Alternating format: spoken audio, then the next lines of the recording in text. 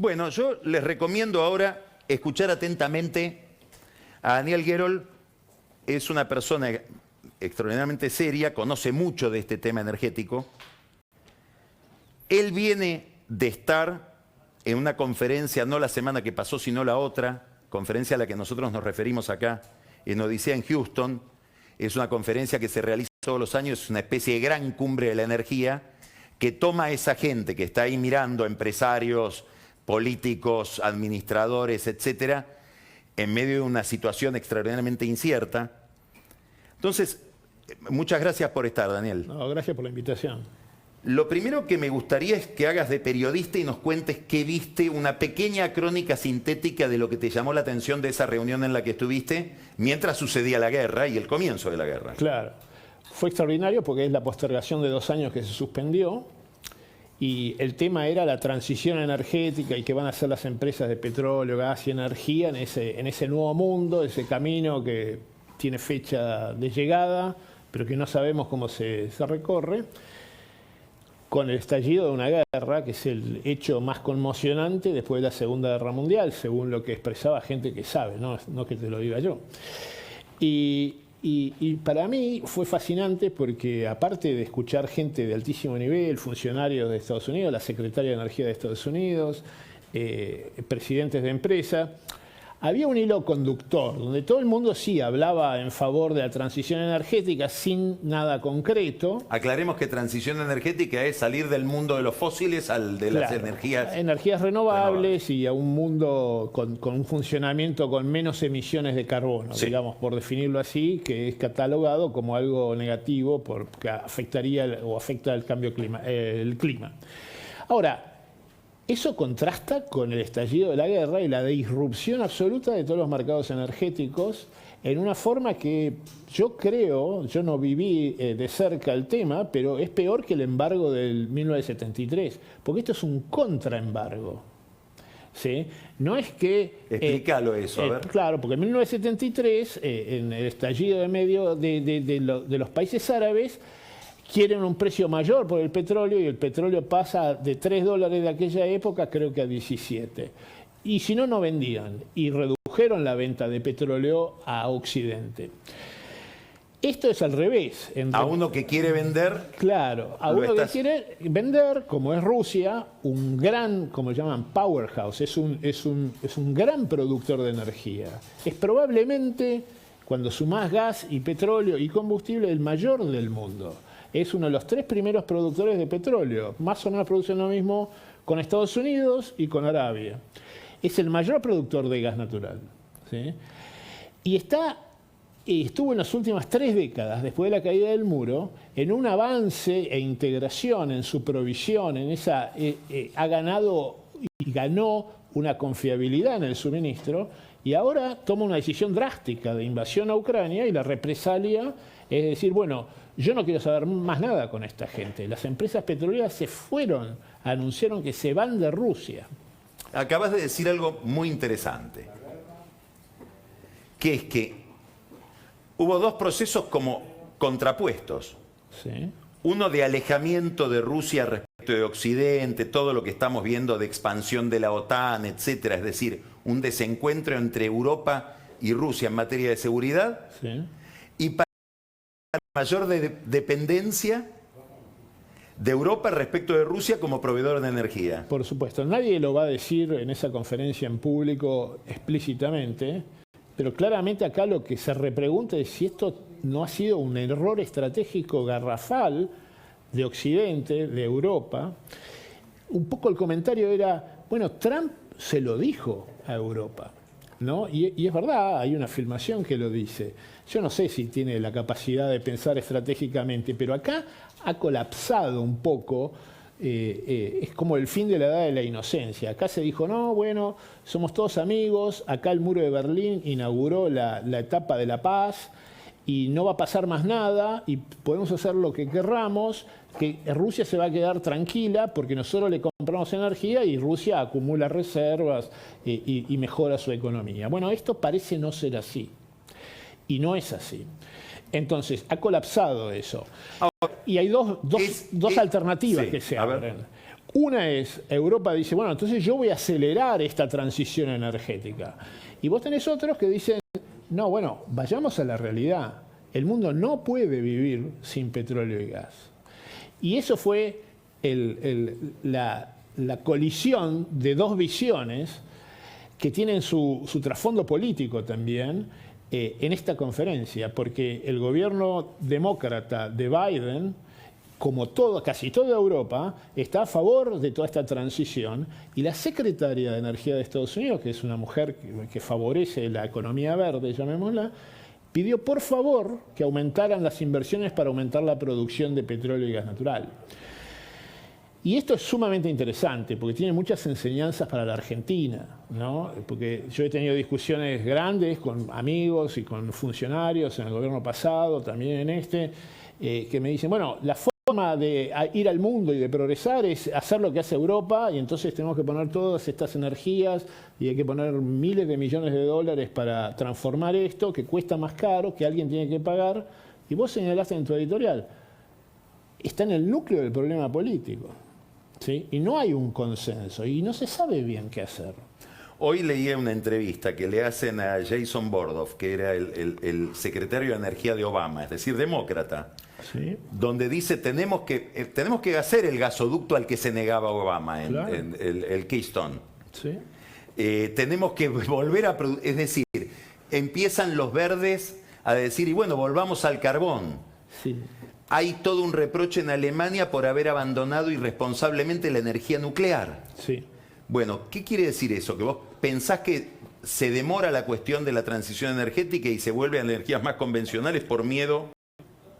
Yo creo que Europa tiene como preocupación principal hacia adelante, en vista de lo que está pasando, su seguridad energética. Y para Europa, que es un país de altísimos ingresos, $40.000 por año per cápita, no 8.000 como nosotros, la energía renovable es lo único que tienen, porque ellos no tienen mucho más aparte de carbón en gran cantidad, ¿no? Entonces, ellos van a reforzar esa seguridad y puede ser que les funcione. Estados Unidos le funciona producir gas, es el mayor exportador hoy junto con Qatar de gas natural licuado del mundo, con inversiones impresionantes. Es un mundo extraordinario. Cuando alguien decía por ahí que el virus había matado al capitalismo, bueno, yo le recomiendo que vaya, porque es una cosa extraordinaria lo que está pasando en el mundo. Y lo que estamos perdiendo nosotros, que podríamos participar en eso. Pero lo que hay es cada país va a ver qué alternativa le viene mejor en cuanto a costo económico y seguridad energética.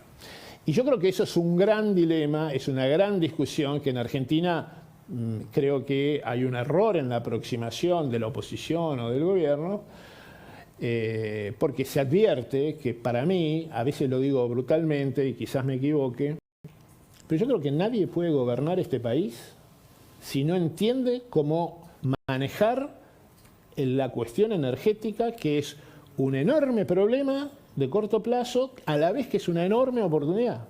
A ver, desarrolla esa idea, justifica esa idea. Nadie puede gobernar este país si no entiende la cuestión energética. ¿Qué quisiste decir? Bueno, mi interpretación es que el gobierno anterior del presidente Macri tuvo un colapso cuando sus propios socios políticos, la doctora Carrió y el doctor Cornejo del radicalismo, cuestionaron la política de ajustes tarifarios, que era en el fondo la única política de reducción del déficit fiscal que llevaba a cabo el gobierno. Entonces muchos inversores que habían prestado dinero a la Argentina dijeron, nosotros nos tenemos que ir de acá, porque si la propia coalición oficialista se opone, ni que hablar de la oposición, que era el actual oficialismo. Bueno, efectivamente fue así. Entonces, eso te dispara el tipo de cambio en un entorno de precios internacionales bajos que había. Entonces, es fácil decirlo en un PowerPoint. Bueno, toda la solución es muy simple. Hay que subir las tarifas y pagar lo que cuesta. Bueno, yo estoy de acuerdo, estamos todos de acuerdo, todo el mundo vamos a estar de acuerdo que no existe la posibilidad de tener algo que cuesta caro y pagarlo a precio miserable. Ahora, ¿cómo lo hago? ¿No? Porque la mitad de la población a lo mejor no puede pagarlo. Y menos en un entorno donde los precios internacionales se multiplican por 4 o por 5, como es el gas natural licuado. Y la otra mitad no quiere.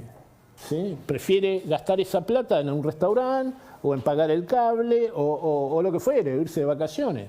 Bueno, ¿cómo hay que manejar esto? ¿Cuál es la legitimidad? Porque un grupo político que vos señalaste dice, bueno, acá hay que importar y hay que pagarlo, y el secretario de Energía lo dijo, lo mandó, y le manda la cuenta al ministro de Economía. Y a lo mejor el ministro de Economía tiene otros números y no tiene la real dimensión de lo que sucede. Te demoro un segundo en este tema y después seguimos. ¿Podrías contarnos? A ver, quiero decir algo previo. Vos señalaste en una conferencia del Club del Petróleo que íbamos a un problema energético antes de Rusia y Ucrania. Es decir, ya había un problema de precios en el mundo con el petróleo y el gas. Porque a la salida de la pandemia, durante la pandemia, fue tan grande la crisis financiera de las empresas de energía que redujeron los stocks. Entonces, en Europa, los stocks de gas natural, licuado o gas natural en cavernas que almacenan, quedó depletado. Entonces ya había un problema donde los precios del gas natural licuado, que es el gas que se tradea más allá del gasoducto, ya tenía precios el doble, eran a fin del año pasado o previo al fin del año pasado que lo que habían sido en el 2021, y eran 5 veces más que durante la pandemia, que el 2020. O sea, ya había un problema estructural y los precios del petróleo estaban aumentando. ¿Y por qué? Porque desde el 2014 la industria petrolera viene invirtiendo el 60% de lo que invertía, porque si una empresa grande hace un proyecto de 10 años para desarrollarlo y empezar a facturar y cobrar, y a lo mejor en los 10 años viene algún movimiento y te dice, está prohibido el petróleo, están prohibidos los combustibles, porque ese era el mundo que vivíamos en esa edad de la inocencia, como la defino, donde íbamos a un mundo fantástico, maravilloso, y de golpe un día nos encontramos con la guerra que lo expone en toda su magnitud. La guerra aumenta un problema que ya había. Correcto. Vamos a ver unos números, a ver si podemos mostrar unas tablas de precios para... A ver, ¿qué te dice esa tabla? Bueno, yo hice una cuenta y son los números. Estos son números de Daniel Gerold. Sí, en el 2021 son los números del INDEC, que vos importaste productos energéticos para toda la economía, 5.400 millones de dólares. La reactivación de la economía, mayores precios que en el 2020, tuviste eso. Mi proyección, y yo no sé si los precios van a subir o si van a bajar, ¿sí? Eso nadie lo sabe. Por lo tanto, uso los precios de los mercados futuros. Sí. Bueno, a mí me da cerca de 11.700 millones de dólares este año. ¿De cuánto a cuánto? 5.400 a 11.700. Tenés más 6.300 millones de dólares. Algo más vas a exportar, no mucho más, porque no podés seguir creciendo la producción de petróleo, porque no hay transporte disponible, porque nos dormimos con las inversiones, tampoco en gas natural. Entonces, esto, yo no digo ni que vuelca a la Argentina, como tampoco digo que esto es otra pampa húmeda y nos va a salvar a la Argentina. Pero en el margen, esto produce un impacto, porque esto se va a llevar probablemente un déficit energético este año, que pasamos del año pasado, que fueron positivos o negativos 600 millones, a 4.800 negativos. En un entorno donde no hay reservas. En el Banco Central. Claro, que es el primer problema. ¿Cuánto de las retenciones al campo tiene que ver con este problema, a tu juicio? Yo creo que las retenciones no, porque la liquidación, las exportaciones todas se liquidan, son los dólares. Lo que pasa es que no sabemos si va a haber una buena cosecha, porque hubo una sequía que influye en la energía, porque tenés baja oferta hidroeléctrica, y te influye en la exportación más grande de la Argentina, que es el complejo agropecuario. Después tenés el problema fiscal, es decir, cómo financio a los consumidores, porque ¿qué legitimidad tiene? Que yo tengo que pagar 36 dólares el millón de BTU por gas natural licuado y venderlo a los residenciales a $1.90. Ahí volvemos al punto en el que habíamos dejado cuando yo te interrumpí para hablar del tema precios, de estos problemas. Sí. ¿Qué es? Y vos dijiste algo muy interesante. Cristina, a ver, voy a contar una anécdota personal. En el año 2003, Gerold me dijo a mí, la oposición a Néstor Kirchner, era un Kirchner que recién estaba asumido, va a ser el gas. A mí me resultó una frase misteriosa. Lo fui siguiendo a lo largo de todos los años y hay una forma de explicar el kirchnerismo a través del gas. Sí. por lo que repercute en el déficit fiscal, en las reservas del Banco Central, etc. Tropezaron con esa piedra, tropezó Cristina con esa piedra. Sí. Ni te cuento Macri con lo que acabas de contar. Sí. Este gobierno lo mismo se está quebrando por el tema de las tarifas. Claro. ¿Cómo se resuelve ese problema? Bueno, en el corto plazo tenés una batería de medidas que habría que hacer, ¿no? Yo te hablaba de esa oportunidad genial que tiene la Argentina, porque el año pasado hay una noticia que es un cambio de regla de juego, digamos, como dicen los ingleses, no sé cómo traducirlo, un game changer, ¿no? Que es la productividad de los pozos que se hicieron en Vaca Muerta fue sustancialmente superior a lo que venía siendo, ¿no? Entonces quiere decir que con más o menos la misma plata que invertís, que reinvertís, sin inversión extranjera, vos lograste crecer la producción de petróleo y de gas natural. ¿Por qué? ¿Cómo se explica eso? Bueno, porque se explica por el funcionamiento del capitalismo y del mercado. Porque en el 2020 las empresas, también acá, tuvieron una reducción de ingresos brutal porque la demanda de nafta cayó 70%, entonces no le vendías a nadie y entonces YPF y toda la cadena no tenía ingresos. Entonces los presupuestos se redujeron y dijeron, bueno, vamos a hacer menos, pero vamos a hacerlo buscando el aumento de la productividad, que es como debe ser la industria petrolera siempre, aunque no siempre lo es, ni acá ni en el resto del mundo. Muchas veces se dispendia y se dilapida dinero. Entonces, acá se puso el foco y no solamente YPF, sino todos los operadores lograron resultados excelentes. Excelentes quiere decir que cuando vos tomás el promedio es como el mejor 10% de lo que hay en Estados Unidos. Entonces, ¿qué podría tener este país si tuviera un alineamiento geopolítico inteligente? No un alineamiento con Estados Unidos o con... Pero decir, bueno, yo tengo que estar con Rusia, y bueno, no es el momento, sin duda. Ahora, ¿tengo que estar en contra de China? No. ¿No? Puedo estar con China, puedo estar con Europa, puedo estar con Estados Unidos. Y nosotros somos un país que si fuéramos confiables, si ganáramos esa confiabilidad, acá tenemos algo que no te va a cambiar el país, no te va a resolver todos los problemas, pero si vos tuviste 16.000 millones de dólares de superávit comercial los últimos 2 años cada uno y no te alcanzó y te quedaste sin reservas, bueno, a lo mejor esto te puede evitar importar 3.000 y te puede contribuir 3.000 por año, o sea, más... ¿A qué le llamas esto? Esta oportunidad de desarrollar la energía, básicamente petróleo y también algo de gas natural.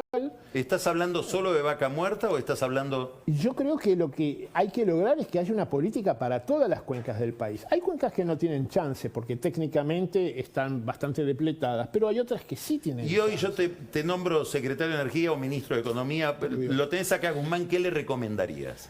Bueno, yo creo que... Para el corto plazo, para este nudo en el que estamos, bueno, yo creo, a la luz de estas ventajas que yo vos creo que hay que tomar tenemos. decisiones muy difíciles, ¿no? Muy difíciles.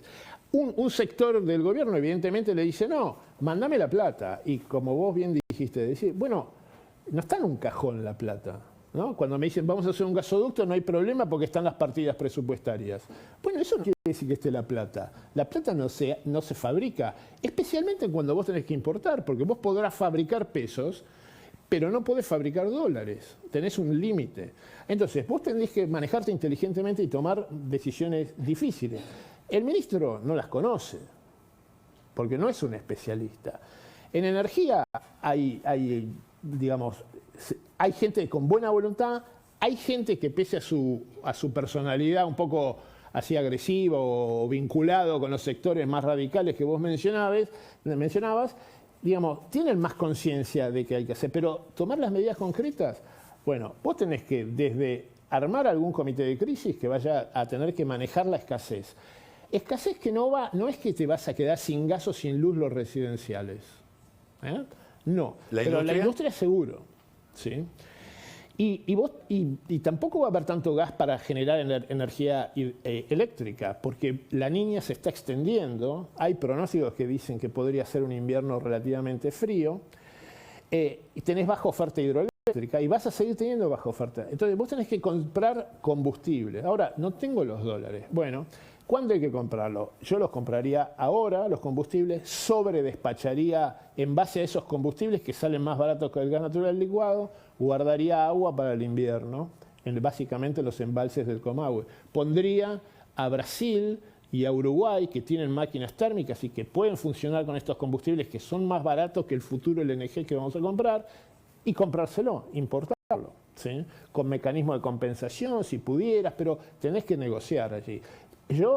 Acá se puso precios máximos a la producción de gas. En Neuquén no puedes hacer nada porque está saturado ya, no hay transporte. Pero en el sur hubieras podido y todavía podrías, cualquier cosa que vos hagas te va a servir. Y después hay que administrar con las industrias, a ver que pare la que tenga que parar y que haga el mantenimiento. Tiene que haber un ordenamiento, porque si vos no tenés un ordenamiento, podría llegar a tener algún problema de presión, porque alguien consume en vez de reducir el consumo, pero hay un escenario de baja probabilidad todavía, pero hay un escenario que vos debieras quizás reducir el suministro eléctrico.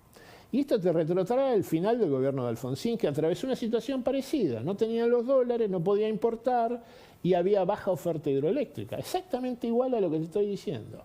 Y ahí se tomó una decisión que fue muy antipática, porque todo el mundo se acuerda que había cortes rotativos a los residenciales. Fue una decisión muy difícil, pero una decisión de Estado, porque en vez de parar la industria, que era lo que aportaba algo en ese final caótico, se lo pagó el consumo residencial y en el fondo el mal humor político contra el gobierno.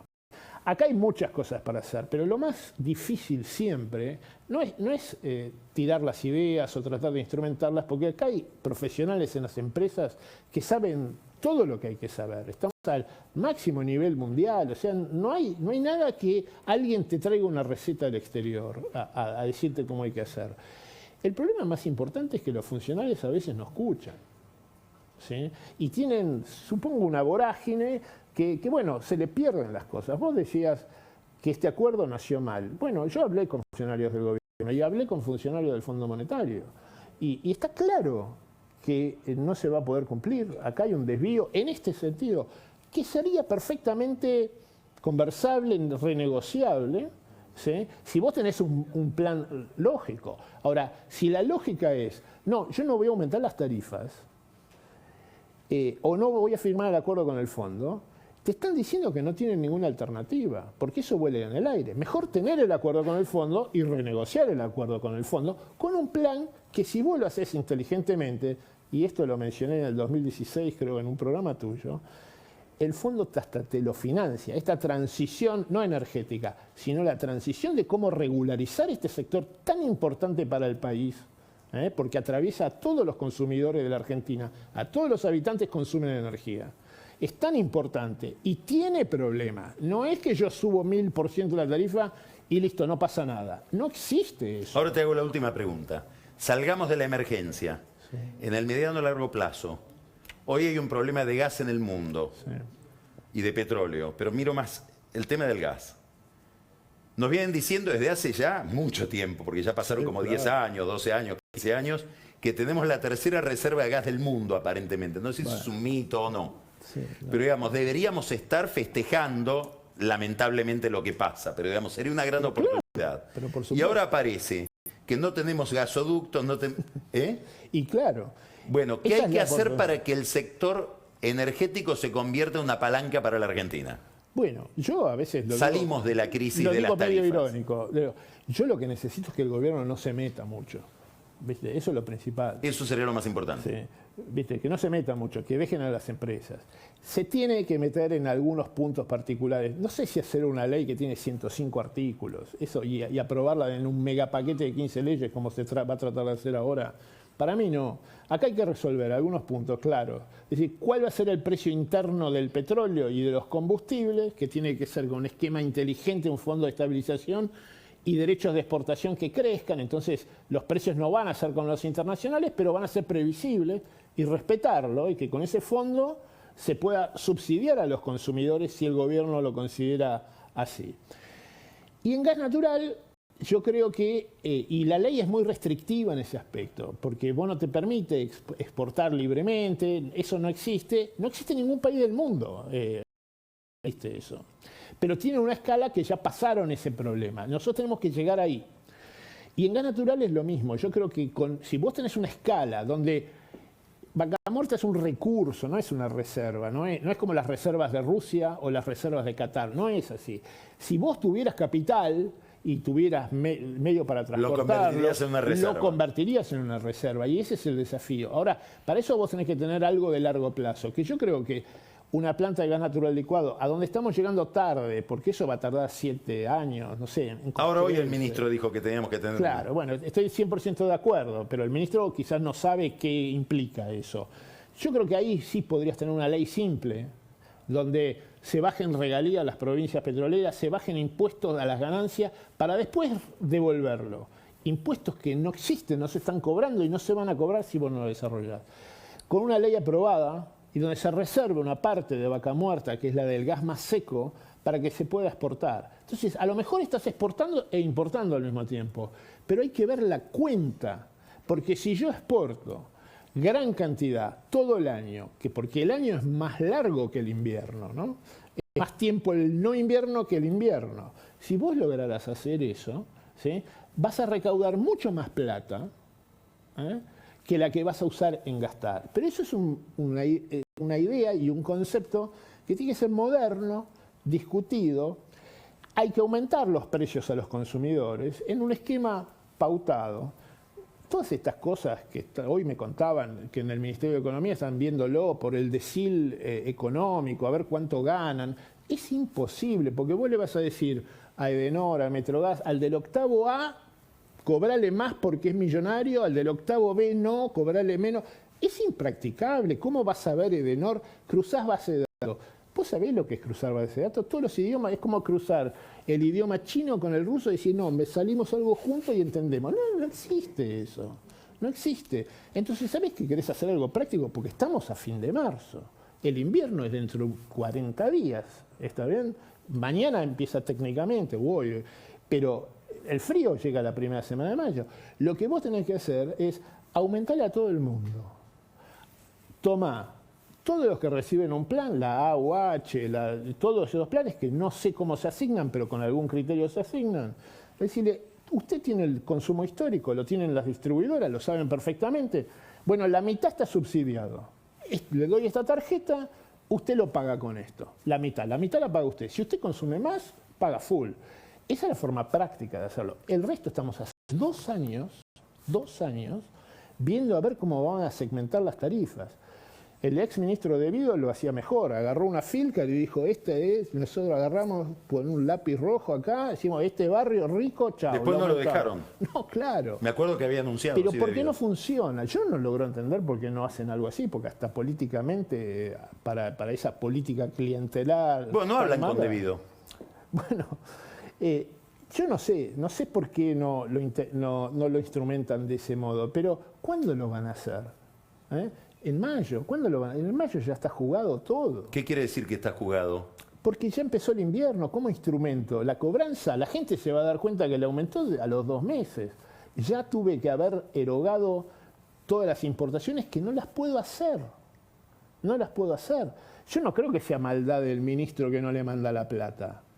Ahora, este monto... No, le dijo no la tengo. Cuando le explicó, le dijo no la tengo. Pero claro. Ahora, ¿cómo hay gente que piensa que puede mandar a pedir la plata y está en algún lugar?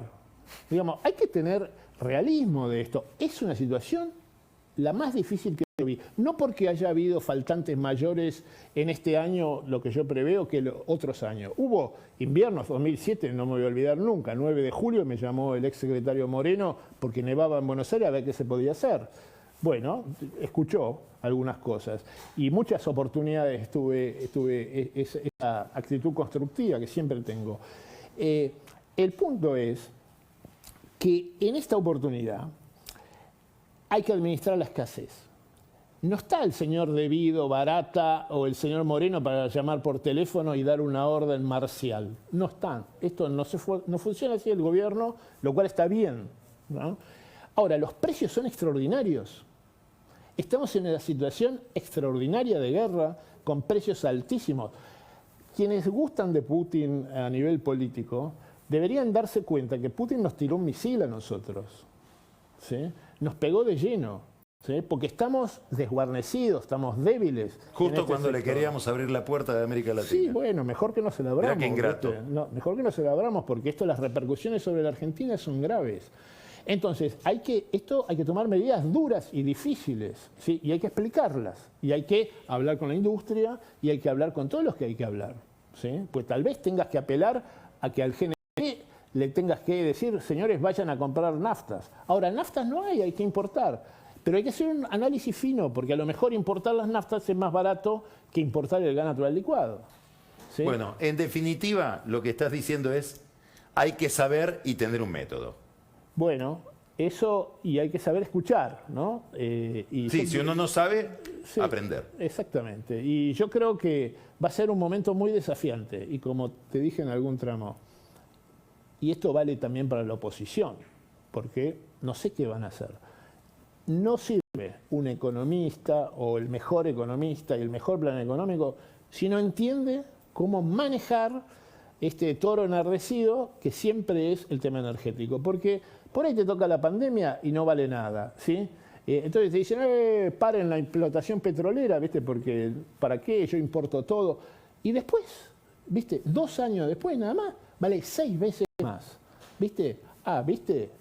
Es importante la seguridad energética. Hay que entender, hay que tener experiencia para tomar las decisiones. Y hay que administrar recursos escasos. El final de la inocencia. Muchas gracias, bueno, Daniel. Gracias por la invitación. Muchas Muy gracias. amable. Muchas gracias. Vamos ahora a un corte y vamos a encontrarnos con Pancho Olivera, con el que vamos a hablar de otro aspecto de la situación económica actual, que es el que afecta al campo y estas medidas que está tomando el gobierno en el sector de los cereales y de la producción agropecuaria.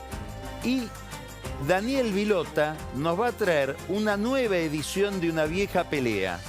El problema por el control de la seguridad en la provincia de Buenos Aires, donde también se están jugando muchas internas políticas que usan a la seguridad como excusa.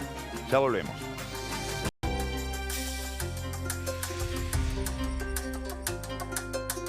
Aísla tu casa con Isover. Y no importa si hace mucho, pero mucho frío. Tampoco